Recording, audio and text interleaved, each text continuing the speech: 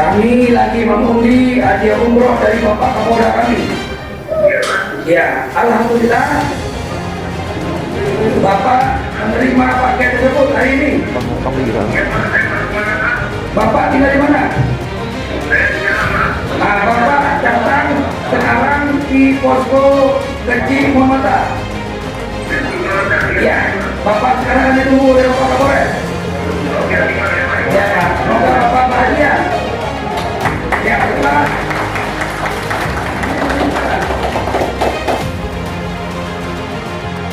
Gimana rasanya?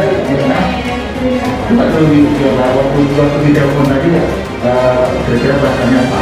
Itu saya karena kan jaringannya kurang pas. Jadi itu dulu kalau dibilang kena mingguan itu. Nah, waktu dia jatuh,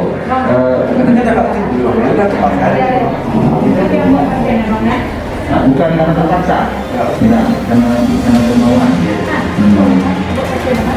Kalau setelah divaksin ada merasa demam atau apa? Gimana?